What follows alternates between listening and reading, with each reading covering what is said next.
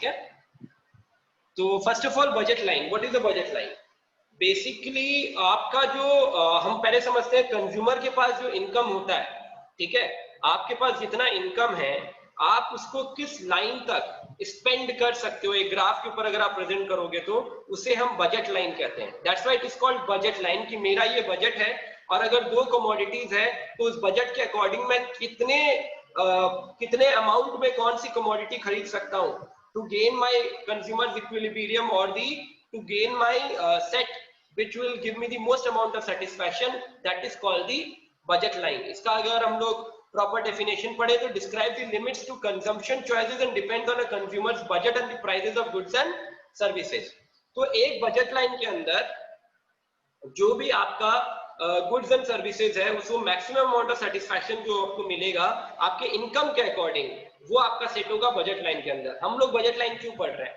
Because आप अगर indifference curve निकालोगे तो अलग अलग कर्व आपका बन रहा है, ठीक है, मैप बन रहा है आपका अलग अलग कर्व का। अब उस कर्व के ऊपर आप कहाँ पे फिट बैठते हो ये आपको कैसे पता चलेगा? ये आपको बजट लाइन के थ्रू पता चलेगा। राहुल सिंह पवार का बजट लाइन अलग होगा, कृतिका अग्रवाल का बजट लाइन अलग होगा, देवांशी का बजट लाइन अलग होगा, वाहिनी का बजट लाइन अलग होगा, right? Like this we will continue with the set of budget line. Okay, budget set क्या होता है?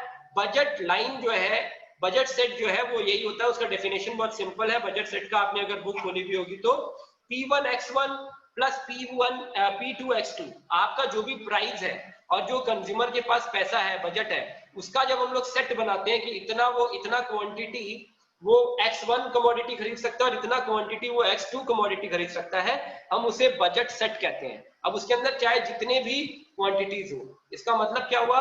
बजट लाइन के नीचे जितनी भी जगह है, जो ग्राफ के नीचे जितनी भी जगह आएगी वो बजट सेट में आ सकती है, क्योंकि उसका इनकम वहां तक अफोर्ड करता है, वो अफोर्ड कर सकता है। बजट लाइन के ऊपर वो कोई भी चीज अफोर्ड नहीं कर सकता तो वो बजट सेट नहीं होगा उसका। और बजट लाइन के ऊपर, अगर बजट लाइन के ऊपर कोई चीज आती है तो वो उसका कंज्यूमर इक्विलिब्रियम पॉइंट है। दैट मींस वो उसका हाईएस्ट अमाउंट ऑफ सेटिस्फैक्शन का पॉइंट है। ओके, ये एक बार में मैंने आपको समझा दिया, आगे कुछ एग्जांपल्स के थ्रू हम लोग चलते रहेंगे तो आगे आपको समझ आता रहेगा, ठीक है? व्हाई इट इज नॉट अच्छा। ओके, बजट लाइन को समझाने के लिए एग्जांपल जो मैंने लास्ट टाइम भी दिया था, इसको थोड़ा फटाफट कर लेते हैं। Ian has 8 pound a day to spend on 2 goods, bottled water and gum. The price of water is 2 pound a bottle and the price of gum is 1 pound a pack। ठीक है, एक पैक का 1 pound है और price of water का कितना? 2 pound a बोतल है, ठीक है? तो question practice, Ian's income 8 pound, prices PF 2 pound per water bottle and 1 pound per pack of gum। If Ian spends all his income on water, how many bottle does he buy? अगर सारा income वो Ian जो है वो price पूरा बोतल पे लगा दे तो कितना बोतल वो खरीद सकता है? 4 bottles of water। और अगर वो सारा का सारा पैसा गम के ऊपर लगा दे, च्युइंगम के ऊपर, तो कितना खरीद सकता है? 8 पैक्स ऑफ गम, ठीक है? तो ये कौन से एक्सिस पे आएगा? एक एक्स एक्सिस पे है, एक वाई एक्सिस पे है। सपोज करो वाटर बोतल वाई एक्सिस के ऊपर है, तो सिर्फ वो वाटर बोतल खरीद रहा है जो कि टच करेगा लाइन को, उसका अमाउंट ऑफ सेटिस्फैक्शन पूरा का पूरा वाटर बोतल से मिल रहा है उसको। और अगर एक्स एक्सिस पे वो सारा सामान खरीद रहा है तो वो एक्स एक्सिस के लाइन को टच कर रहा होगा। इसका मतलब क्या हो गया कि budget line X axis and Y axis दोनों लाइन को टच करता है। इट विल टच बिकॉज दोनों ऑप्शन खुले होते हैं कि कंज्यूमर को सेटिस्फैक्शन हो सकता है सिर्फ एक सामान को खरीद के भी मिल जाए, ठीक है? अब हम आगे बढ़ते हैं। ये रहा budget line. Budget line separates combinations that are affordable from combination that are unaffordable. Budget line जो होता है वो आपके अफोर्डेबिलिटी और अनअफोर्डेबिलिटी आपको दिखा देता है। ये देखो यहाँ पर आपको पूरा टेबल बनाया हुआ है, 8 इसका मतलब क्या हो गया? वो 0 वाटर बोतल ले रहा है और 8 पैक्स ऑफ च्युइंगम ले रहा है, ठीक है? वाई एक्सिस पे च्युइंगम है और एक्स एक्सिस पे आपके वाटर बोतल्स है। बी कॉम्बिनेशन क्या है? 1 और 6। सी कॉम्बिनेशन है 2 और 4। डी कॉम्बिनेशन है 3 और 2 और ई कॉम्बिनेशन है 4। तो इस जगह पर वो किसी भी पॉइंट पर सामान खरीदता है तो उसको सेटिस्फैक्शन मिलेगा, कंज्यूमर सेटिस्फैक्शन मिलेगा। इक्विलिब्रियम पॉइंट कहाँ होगा? जब हम लोग यहाँ पे एक आईसी कर्व ड्रॉ कर देंगे। अगर हम लोगों ने यहाँ पर एक आईसी कर्व ड्रॉ कर दिया और जो पॉइंट उस आईसी कर्व पे आ रहा होगा वो उसका इक्विलिब्रियम पॉइंट होगा। यहाँ पर आप किसी भी पॉइंट पे जा रहे होगे उसे सेटिस्फैक्शन मिल रहा होगा, ठीक है? और वो सारे पॉइंट पे अफोर्डेबिलिटी है, वो खरीद सकता है। ये जो बाहर का एरिया, व्हाइट एरिया जो है, ये वाइट एरिया अनअफोर्डेबल है क्योंकि उसका इनकम उसको सपोर्ट नहीं करता, उसका इनकम इतना नहीं है कि वो ये सामान खरीद सके। ठीक है, अब ये जो चीज है ये पूरा का पूरा प्रोडक्शन पॉसिबिलिटी फ्रंटियर की तरह ही है, तो ये मेरे को वापस समझाने की जरूरत नहीं है। जो शेडेड एरिया है वो अटेनेबल होता था और जो अनशेडेड एरिया है वो अनअटेनेबल होता था पीपीएफ के अंदर जो हमने पढ़ा था। ठीक है, I am not going to explain this all over again. The slope of the budget constant equals the rate at which a person can trade one good for another, the opportunity cost of a good in terms of another good. जो slope है budget line का वो हमें क्या दिखाता है, वो यही दिखाता है कि किस रेट पे आप एक गुड को दूसरे गुड के लिए सैक्रिफाइस करते हो। समझ आ गई बात? अगर नहीं समझ में आए तो आप फट से रेज हैंड कर लेना या फिर अपने आप को अनम्यूट करके पूछ लेना, रेज हैंड की भी जरूरत नहीं क्योंकि मुझे वो दिखाएगा नहीं। ओके, तो बजट लाइन क्या दिखाता है हमें? बजट लाइन दिखाता है कि आपका जो स्लोप है वो रिप्रेजेंट करता है कि किस रेट पे आप एक्स कमोडिटी को अगर सैक्रिफाइस कर रहे हो तो किस रेट पे कर रहे हो वाई कमोडिटी के लिए। सेम टू सेम अगर आप वाई कमोडिटी को सैक्रिफाइस कर रहे हो तो किस रेट पे कर रहे हो एक्स कमोडिटी के लिए। ठीक है, तो ये एक काइंड ऑफ अपॉर्चुनिटी कॉस्ट भी हो गया जो हमने पढ़ा था। ठीक है, अपॉर्चुनिटी कॉस्ट किसे कहते हैं, कौन बताएगा? यहाँ पे हमने पढ़ लिया है वो, फटाफट रेज हैंड करके बताओ या फिर बिना रेज हैंड किए अपना माइक खोलो और बताओ what is opportunity cost. Sir the next best alternative. Yes, the next best alternative. तो यहाँ पर अपॉर्चुनिटी कॉस्ट क्या हो गया? अगर आप सपोज करो कि एक आइटम को छोड़ रहे हो दूसरे आइटम के लिए, तो दूसरा आइटम क्या हो गया आपका नेक्स्ट बेस्ट, जो जिस आइटम को छोड़ा है वो क्या हो गया आपका नेक्स्ट बेस्ट ऑल्टरनेटिव। ठीक है, तो आपने जिस आइटम को छोड़ा है उसको कितना छोड़ोगे तो आप नेक्स्ट बेस्ट दूसरे आइटम की तरफ जाओगे, वही आपको बताता है slope of a budget line.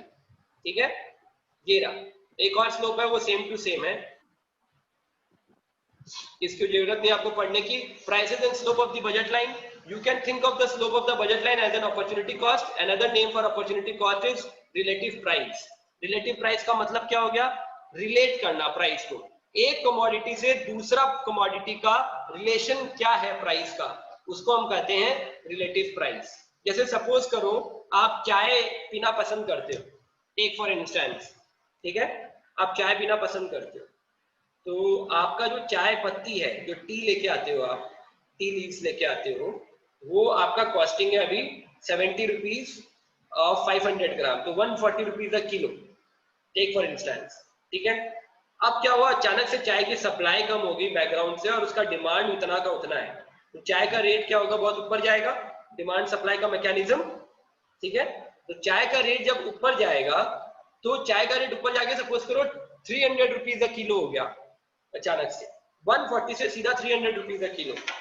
Okay, तो जब चाय का रेट सीधा 300 रुपीज अ किलो हो गया, तो आप बताओ जो कॉफी है उसका रेट जो है वो अभी भी 250 रुपीज अ किलो है, तो आप क्या खरीदना पसंद करोगे? ऑब्वियसली आप कॉफी पियोगे, एम आई राइट? चाय से कॉफी, लेकिन क्या आप चाय बंद कर दोगे पीना?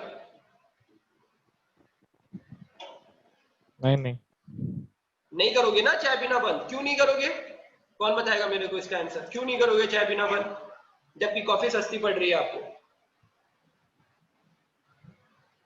सर एक बार में कोई शिफ्ट होना होता है, वो धीरे धीरे करके शिफ्ट होता है। नहीं, because you are a tea lover, मेरा पहला लाइन था you are a tea lover. तो आप चाय पीना बंद नहीं करोगे, लेकिन आप उसकी कंजम्पशन कम कर दोगे। तो ये जो चाय से कॉफी की तरफ जो आप जाओगे, जैसे आप सपोज करो 4 कप चाय पीते थे, अब आप क्या करोगे, 3 कप चाय पियोगे और 1 कप कॉफी पी लोगे। तो ये जो अपॉर्चुनिटी कॉस्ट, ये जो कंजम्पशन 1 कप हटा और 1 कप की कॉफी आई, तो ये क्या हो गया, ये अपॉर्चुनिटी कॉस्ट हो गया, ये रिलेटिव प्राइस हो गया, समझ लो आप। यहाँ पे इसको समझाने का एक बेस्ट तरीका ये रिलेटिव प्राइस हो गया। ठीक है, तो ये हम समझाने की कोशिश कर रहे हैं, opportunity cost is like relative price, कि आप यहां से किस वजह से आप एक से दूसरे जगह पर जा रहे हो और कितने प्राइस को सैक्रिफाइस करके आप दूसरे की तरफ जा रहे हो, that is relative price. Okay, अब हम लोग पार्ट जो पढ़ेंगे इसका, बजट लाइन आप समझ गए, आप चेंज इन द बजट जो है वो कैसे होता है, वो होता है so how to spend all this money, जो आपके पास पैसा है उसको कैसे स्पेंड करना है। Budget line, change in the budget, when a budget decreases consumption possibilities shrink. अगर बजट डिक्रीज होता है, सपोज करो पलक के पास 1000 रुपए थे, इस महीने पलक को 1000 रुपए पैसे मिले, ठीक है, उसके पास 1000 रुपए का पॉकेट मनी है। अगले महीने पलक के पापा कहते हैं कि अब से मैं तेरे को 1000 रुपए नहीं दूंगा क्योंकि तू फालतू के खर्चे बहुत करती है, तो मैं तेरे को दूंगा 700 रुपए, 700 रुपीज में तेरा महीना चल जाएगा। तो बजट जो हुआ पलक का वो गिर गया, पलक का बजट गिरा। तो जब पलक का बजट गिरा तो वो क्या करेगी, वो अपने कंजम्पशन को भी कम करेगी। वो एक महीने में 4 बार सेवन सन्स रेस्टोरेंट में जाती थी अपने फ्रेंड्स के साथ। अब वो अपने फ्रेंड को सीधा बोलेगी कि यार देख मेरा बजट जो है वो कांस्टेंट हो गया है, अब मैं महीने में सिर्फ 2 बार आ पाऊंगी तुम लोगों के पास, ठीक है। तो ये क्या प्रूव करता है कि जैसे ही आपका बजट डिक्रीज होता है, आपका कंजम्पशन की जो पॉसिबिलिटीज होती है वो भी श्रिंक हो जाती है, वो भी कम हो जाती है। राइट एवरीवन, समझ आ रहा है सबको, ठीक है? Yes sir. हाँ, अब कंज्यूमर थ्योरी के अंदर हम यही बजट स्विंग का एक एग्जांपल देते हैं। A decrease in budget shift the budget line leftward. अगर बजट डिक्रीज हुआ है तो बजट लाइन लेफ्टवर्ड की तरफ जाएगा, और अगर बजट इंक्रीज होगा तो बजट लाइन राइटवर्ड शिफ्ट करेगा, ठीक है। The slope of budget line does not change because prices have not changed. अगर प्राइस चेंज होता है, सपोज करो वाटर बोतल का प्राइस चेंज होता है या फिर च्युइंगम का प्राइस चेंज होता है, जिसका एग्जांपल हम यहाँ पे ले रहे हैं, तो आपका स्लोप भी चेंज हो जाएगा। जो स्लोप एकदम वर्टिकल दिख रहा है, हो सकता है ऐसा ना हो वो टेंजेंट उसका पूरा का पूरा चेंज हो जाए। इसीलिए हम लोग कहते हैं कि अगर सिर्फ इनकम में फर्क आया है तो क्या होगा, it's a very small thing. अगर सिर्फ इनकम में फर्क आया है तो आपका जो बजट है वो वहां से उतर के नीचे की तरफ चला जाएगा, आपका कंजम्पशन डिक्रीज होगा सिर्फ और सिर्फ, ठीक है। और अगर आपका प्राइस में प्राइस बढ़ गया है, बजट जो प्रोडक्ट आप खरीदते हो उसका प्राइस बढ़ गया है, तो आपका जो स्लोप है वो भी चेंज हो जाएगा, ठीक है। इसको देखो आगे हम समझेंगे तो आगे आपको ये बजट दिखाएगा। When a budget decreases, consumption possibilities shrink. When a budget increases, consumption possibilities expand. ये देखो यहाँ पर आ गया, an increase in the budget यहाँ पे चला गया। क्यों? क्योंकि आपका बजट इंक्रीज हुआ, आप कंज्यूम ज्यादा करोगे। ऐसे बहुत कम लोग होते हैं जो कि बजट इंक्रीज होने के बाद भी उसी तरह रहना पसंद करते हैं कि नहीं यार हमारा बजट इंक्रीज हो गया तो भी हम लोग कम ही खाएंगे, कम ही पिएंगे। ऐसा नहीं होता। जनरली हमारे पास अगर पैसा आता है, इसीलिए तो गवर्नमेंट बार बार ट्राई करती है कि मार्केट में पैसा फेंका जाए, मार्केट को पैसा मिले, लोन का रेट कम किया जाए। ये सब क्यों होता है? ये इसीलिए होता है कि मार्केट के पास पैसा जाएगा तो मार्केट पैसा खर्चा करेगा, पब्लिक पैसा खर्चा करेगी। यही माइक्रो इकोनॉमिक्स है। पब्लिक पैसा खर्चा करेगी तो जीडीपी जो मैक्रो इकोनॉमिक्स है वो बढ़ जाएगा। बहुत सिंपल है। देखो माइक्रो इकोनॉमिक्स के साथ कैसे डील करता है। जीडीपी जो मैक्रो इकोनॉमिक्स है वो क्या कर रहा है, गवर्नमेंट कह रही है लोन के प्राइसेस गिराओ, ठीक है, लोन के जो रेट ऑफ इंटरेस्ट है उसको गिरा दो। जैसे ही रेट ऑफ इंटरेस्ट गिरा वैसे ही क्या होगा, लोगों के पास पैसा ज्यादा आ गया। लोगों के पास पैसा ज्यादा आ गया तो उनका कंजम्पशन जो पॉसिबिलिटी है वो एक्सपैंड हो गया। जैसे ही कंजम्पशन पॉसिबिलिटी एक्सपैंड हुआ वैसे ही उन्होंने ज्यादा खर्चा करना स्टार्ट किया। ज्यादा खर्चा करना स्टार्ट किया तो बाहर की इकोनॉमी सुधरी। जैसे इकोनॉमी सुधरी वैसे जीडीपी बेटर होगी, ठीक है। So micro economics is the thing which deals with the macro economics, और इसको भी चलाने के लिए गवर्नमेंट को काम करना पड़ता है, हम सबको काम करना पड़ता है। ओके, आगे बढ़ते हैं। If it is a normal good, अब हम लोग कुछ चीजें समझेंगे। अगर नॉर्मल गुड होता है तो कैसे रिलेट करता है, कैसे स्लोप इधर उधर जाता है, बजट लाइन में क्या फर्क आती है। वैसे इंफीरियर गुड के अंदर क्या होता है और सुपीरियर गुड का मतलब ये हो गया जो आपके समझ लो वो गुड जो लग्जरी आइटम्स होते हैं वो, ठीक है। Rise in income is equal to rise in quantity demanded of that good. अगर नॉर्मल गुड है और आपका राइज हो रहा है, इनकम राइज हो रहा है, तो जो क्वांटिटी डिमांड करोगे आप नॉर्मल गुड का वो भी बढ़ जाएगा। जैसे आलू, प्याज, टमाटर ये सब है वो नॉर्मल गुड्स में आते हैं, आप उसकी क्वांटिटी बढ़ा दो। आप अभी अगर सपोज करो अभी if you have gone to buy potatoes, तो अभी 15 दिन पहले पोटैटो का भाव था 20 रुपीज अ किलो, आज के दिन है 35 या 40 रुपीज अ किलो, ठीक है। तो जो भी घर सामान खरीदने जाता है, आपको पता नहीं होगा लेकिन आपके मॉम डैड से आप पूछोगे या आप आगे बाहर जाके बात करोगे तो वो बता देंगे आपको कि वो अगर पहले एक बार में जाके 1 किलो खरीद रहे थे एक वीक के लिए, तो अब वो आधा किलो खरीद रहे हैं। क्यों, ऐसा क्यों हुआ? क्योंकि उसका दाम बढ़ गया, पोटैटो का दाम बढ़ गया। यही सपोज करो आपका इनकम पे भी अगर इफेक्ट आता है, आपका इनकम जो लास्ट महीने 20,000 रुपए था पापा का, वो इस महीने घट के 15,000 रुपए हो गया, तो आपके जो नॉर्मल गुड्स जो घर में आते हैं वो क्या करेंगे, उसमें कटौती कर देंगे। क्योंकि अगर कटौती नहीं करेंगे तो घर कैसे चलेगा 15,000 रुपए के अंदर, बात समझ आ गई?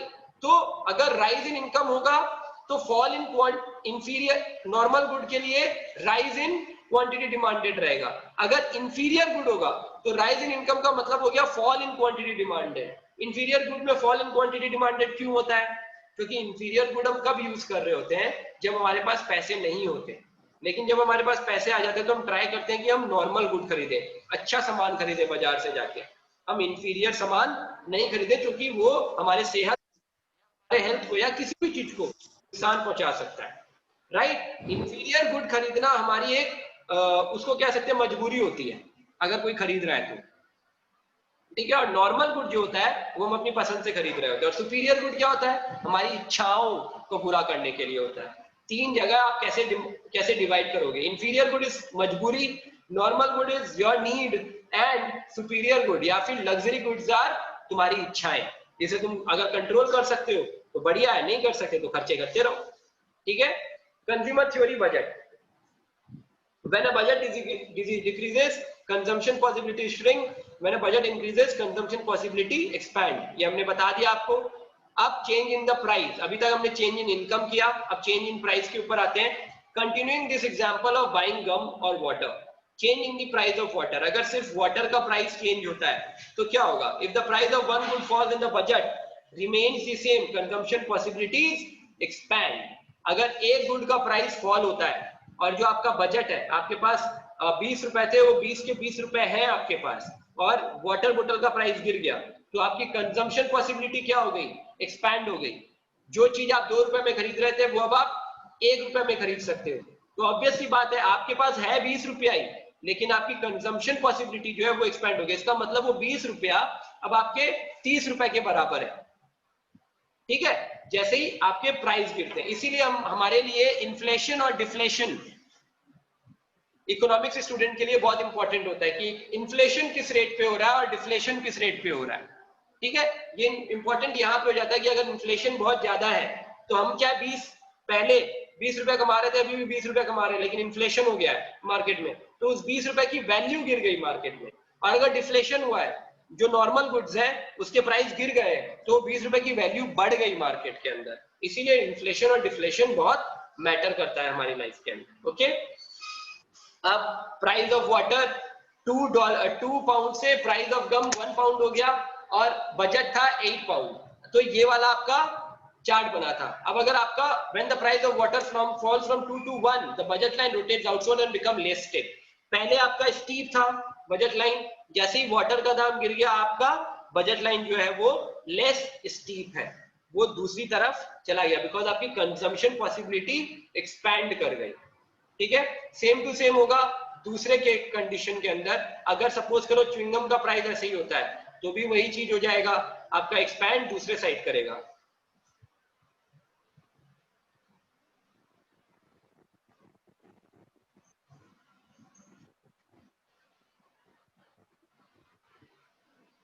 ठीक है, वो दूसरे साइड एक्सपैंड करेगा। और अगर दोनों का प्राइस गिर जाता है तो अगेन एक वर्टिकल लाइन और एक क्रिएट हो जाएगा। अब हम पढ़ेंगे इनकम एंड सब्स्टिट्यूशन इफेक्ट्स। किसी को पता है what do you mean by income and substitution effect? हमने लास्ट टाइम पढ़ा था, किसी को क्लियर है ये चीज, अभी तक याद है?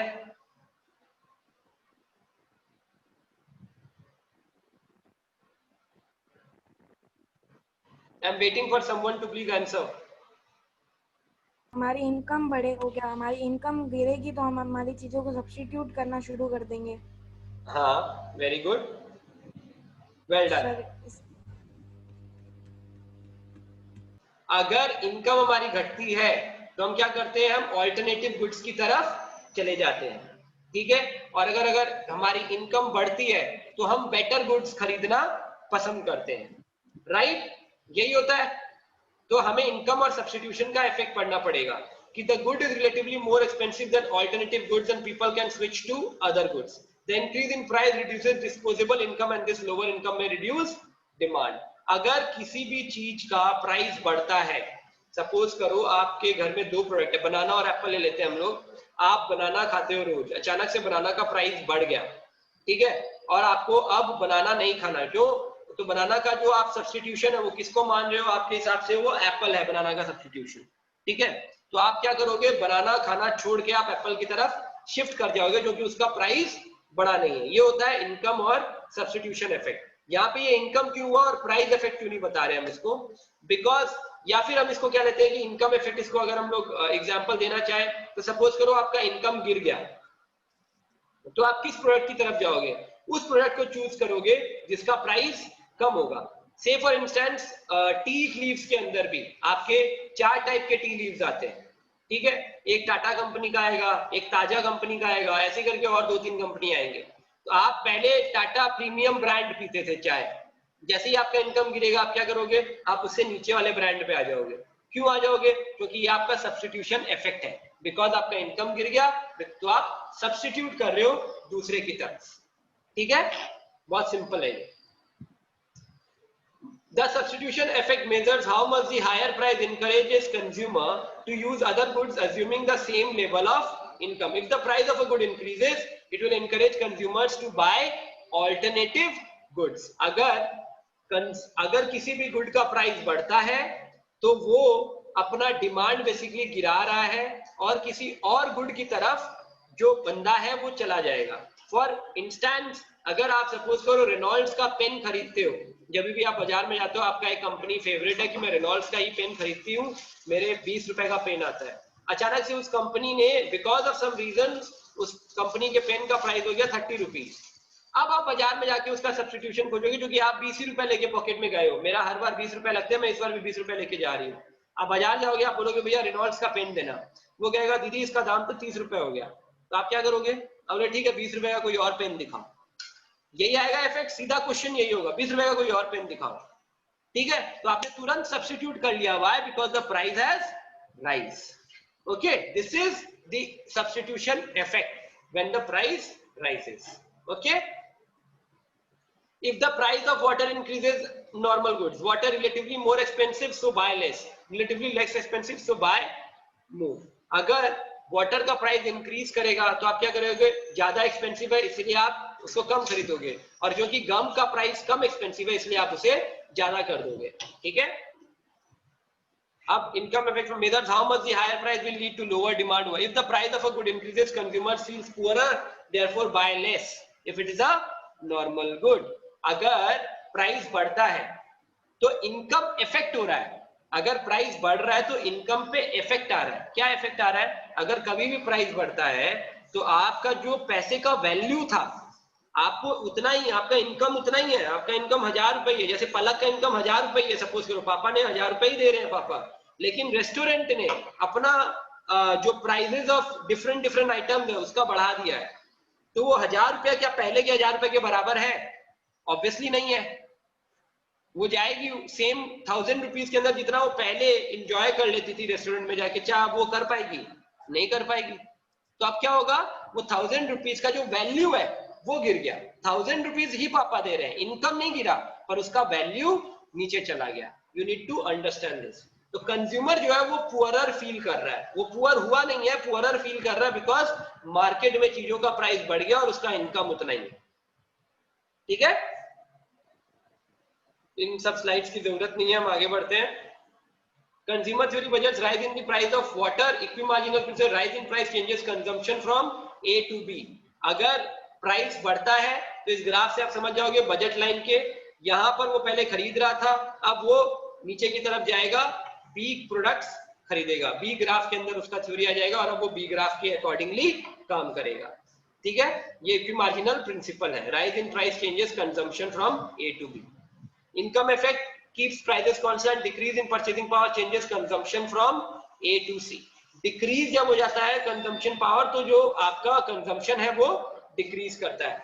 Substitution effect, keep income constant, rise in price changes consumption from C to B। अगर आपका प्राइस चेंज होता है, यहाँ पर सारे इफेक्ट बताए हुए हैं, इनकम इफेक्ट भी बताया है और सब्स्टिट्यूशन इफेक्ट भी बताया हुआ है, दोनों एक साथ भी काम कर सकता है। अगर प्राइसेस कांस्टेंट है तो decrease in purchasing power changes consumption from A to C. Prices constant है, परचेजिंग पावर डिक्रीज हो गया तो ए टू सी की तरफ आ गए हम लोग। उसके बाद सब्स्टिट्यूशन इफेक्ट और लगा, इनकम भी कांस्टेंट है तो क्या हो गया, rise in price changes consumption from C to B, C से बी की तरफ आ गया। मतलब अगर सिर्फ प्राइसेस कांस्टेंट है और इनकम थोड़ा बहुत बढ़ रहा है तो क्या होगा, आपका ए टू सी की तरफ आप चले गए, आपने डिमांड जो आप ए डिमांड कर रहे थे, जितना ज्यादा आप डिमांड कर रहे थे आप उतना नहीं कर रहे, आप सी लेवल पे डिमांड करोगे, लेकिन आपका सब्स्टिट्यूशन इफेक्ट और लग गया उसके ऊपर कि इनकम भी कांस्टेंट है, तो आपका डिमांड और कम हो गया, आप सी डिमांड कर रहे थे आप बी की तरफ चले गए। मतलब दोनों इफेक्ट एक साथ जब काम करता है तो आपका जो डिग्री ऑफ डिमांड है वो बहुत नीचे चला जाता है और आप बहुत ज्यादा पुअर फील करते हैं। ठीक है, both substitution equimarginal principle, rising price changes consumption from A to B, both substitution and income effects are happening at the same time. What is not included on this graph is an indifference curve based on the equimarginal principle at each price point. इस graph में खाली हमने indifference curves नहीं दिए हैं, ठीक है।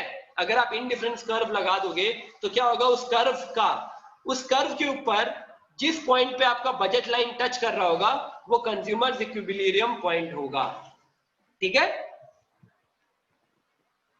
अब इसको एक बार जाने देते हैं और एक एग्जांपल की जरूरत नहीं है because this we have done before hand.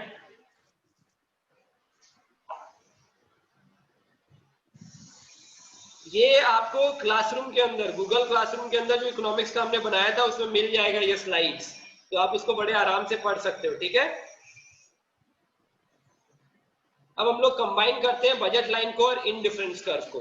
ठीक है, optimum point, the point on the budget line that touches the highest possible indifference curve. Optimum point किसे कहते हैं, बजट लाइन के उस पॉइंट को जो हाईएस्ट पॉसिबल इंडिफरेंस कर्व जो है उसको टच करता है अकॉर्डिंग टू योर इनकम, आपके इनकम के अकॉर्डिंग। ठीक है, marginal rate of substitution, the rate at which a consumer is willing to trade one good for another, ये हमने पढ़ा था, इसका एग्जांपल भी किया था। ठीक है, एक रेट जिसके ऊपर कंज्यूमर विलिंगली एक गुड को सैक्रिफाइस करता है दूसरे गुड के लिए। ठीक है, that is marginal rate of substitution. ये देखो, आपको यही समझना था, लास्ट पॉइंट है ये, समझ लो इसको। A is the optimum point on the budget line that touches the highest possible indifference curve। आपका इनकम फिक्स्ड है, ठीक है, ये बजट लाइन है आपका, और ये तीन इंडिफरेंस कर्व है, C वाला, A वाला, B वाला। अब अगर आप अकॉर्डिंग टू योर सेटिस्फैक्शन सोचें और अगर आप रैशनल कंज्यूमर के हिसाब से सोचें तो आप हमेशा ये जो B वाला पॉइंट है आप उसको टच करना चाहोगे। Am I right? Right, because highest satisfaction वहां मिलेगा, वो ऑप्टिमम, वो एकदम हाईएस्ट पॉइंट पे है। लेकिन क्योंकि बजट कॉन्स्टेंट है, आपका इनकम एक लेवल पे होता है, प्राइस रेशियो एक लेवल पे चलता है, आपका बजट कॉन्स्टेंट है, तो इसीलिए आपको कौन सा पॉइंट मिल रहा है, आपके बजट लाइन के अनुसार आप ए पॉइंट पे हो, तो ये आपका ऑप्टिमम पॉइंट है, आप इसके ऊपर नहीं जा सकते। ठीक है, समझ आ गई ये बात, आईसी कर्व कैसे रिलेट करता है बजट लाइन से, और आईसी कर्व भी है जो हमें बताता है ऑप्टिमम पॉइंट क्या है और हमारा इक्विलिब्रियम पॉइंट क्या है according to our income. Okay,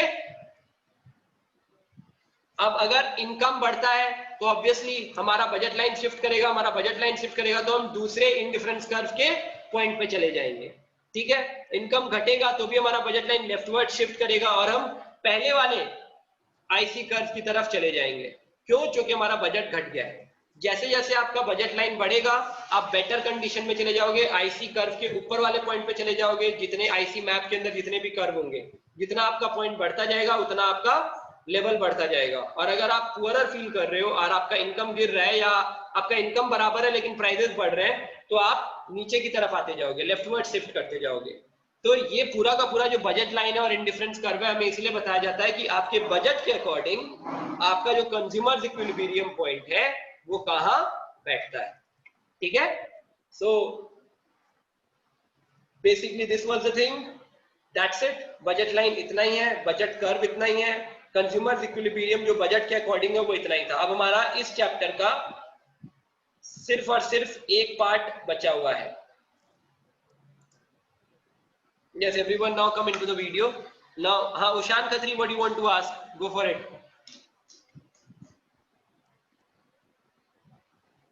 Nothing. You have raised your hand, that's why I was asking. Clear हुआ सब कुछ? अगर clear नहीं हुआ तो फटाफट पूछ लो, अभी भी 4 minutes बाकी हैं। सर, linear budget line क्या नाम था? Just a second, let me search for it.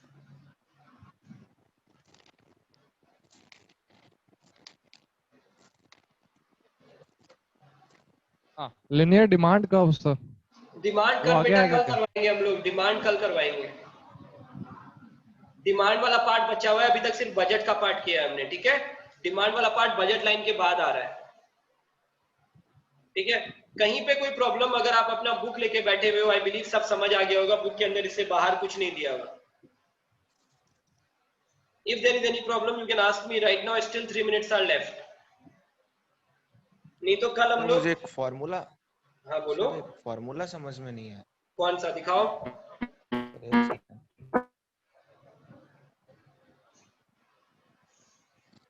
ये वाला जो है ना, हाँ ये कुछ भी नहीं है बेटा, इस फॉर्मूला के अंदर देखो m को एक पॉइंट डिनोट किया हुआ है, m को क्या बताया हुआ है यहाँ पे देखो आप, what has been said to m। मैं एक सेकंड आपको, m सर मनी है। तो अब आ जाओ, ये फॉर्मूला है देखो, p1x1 plus p2x2 is equals to m। अब इसको अगर आप x2 का प्राइस निकालना है आपको, तो आप ऐसे भी तो लिख सकते हो m by p2 minus p1 by p2x1। हाँ ठीक है सर, ठीक यही तो है बेटा, ठीक है सर। समझ आ गया? हाँ हाँ सर, आ गया। बस यही तो मैथ्स का एक जनरल मैथ्स है। Okay, any other problem which you are having facing? नहीं है कोई प्रॉब्लम?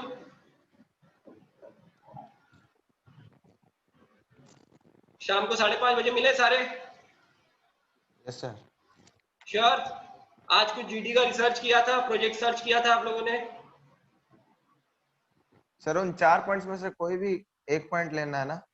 आप बता, लेके वाहिनी को बता देना, वाहिनी हमारी इस चीज की हेड है, वो लिख के मेरे को सेंड करेगी कि पीयूष ने ये सेलेक्ट किया है। क्या करना था सर? राघव मोदी जी, आपने तो चूज कर लिया ना? क्या क्या चूज किया मैंने? आपने प्रोजेक्ट वर्क के लिए चूज नहीं किया? नहीं। वाह, वेरी गुड बेटा।